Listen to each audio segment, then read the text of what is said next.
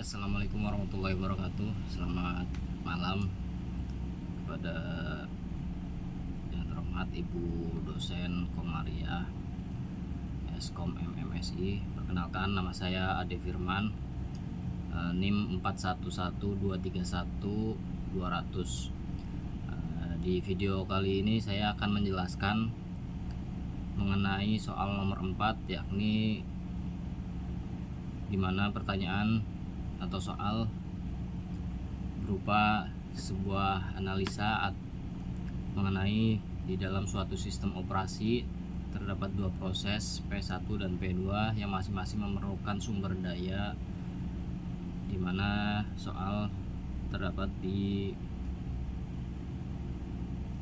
lembar yang sudah di-share dan jawaban sudah saya tulis lengkap juga di lembar jawaban milik saya, Ade Firman. Saya sedikit akan menjelaskan hasil dari analisa yang saya dapatkan jawabannya. Mengenai hal apakah kondisi deadlock dapat terjadi, menurut analisa saya, jawaban saya yakni adalah ya, kondisi deadlock dapat terjadi.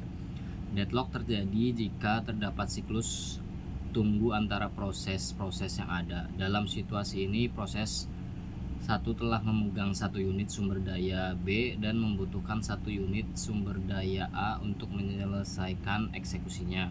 Kemudian proses 2 telah memegang 1 unit sumber daya A dan membutuhkan 1 unit sumber daya B untuk menyelesaikan eksekusinya.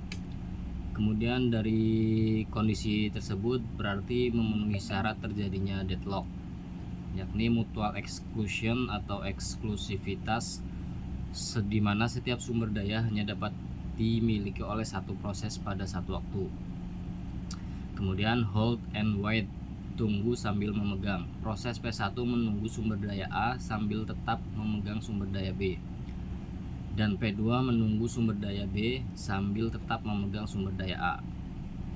Kemudian no preemption atau tanpa preemption, sumber daya yang sedang dipegang tidak bisa diambil paksa dari proses yang memilikinya. Yang ketiga, kemudian yang 4, circular wait atau tunggu sirkular. Ada siklus tunggu di mana P1 menunggu sumber daya A yang dipegang oleh P2 dan P2 sumber daya B yang dipegang oleh P1. Karena keempat kondisi di atas terpenuhi, maka terjadilah deadlock. Kemudian yang kedua, pertanyaan strategi pencegahan deadlock. Dalam penerapan algoritma resource allocation graph atau RAG, menggunakan RAG untuk mendeteksi adanya siklus tunggu sebelum deadlock terjadi. Jika terdeteksi salah satu proses dihentikan untuk memutus siklus. Kemudian yang kedua, pemberian urutan prioritas pada proses prevention. Memberikan prioritas agar proses harus meminta semua sumber daya sekaligus di awal eksekusi. Dalam situasi ini, yakni P1 harus meminta 1 unit sumber daya A dan 2 unit sumber daya B secara bersamaan. P2 harus meminta 1 unit sumber daya A dan 1 unit sumber daya B secara bersamaan. Jika tidak ada sumber daya yang cukup, proses akan menunggu tanpa memegang sumber daya lain, sehingga kondisi hold and wait dihindari. Ketiga, penerapan Banker algorithm. Menggunakan algoritma ini untuk menentukan apakah pemberian sumber daya akan menyebabkan sistem masuk ke dalam kondisi tidak aman atau unsafe state. Jika iya, alokasi tidak akan diberikan sampai proses lain selesai.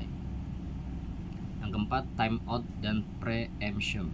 Jika proses membutuhkan waktu terlalu lama untuk menyelesaikan eksekusi, sumber daya yang sedang dipegang dapat diambil paksa atau preemption dan diberikan ke proses lain. Misalnya P1 melepaskan sumber daya B, P2 melepaskan sumber daya A.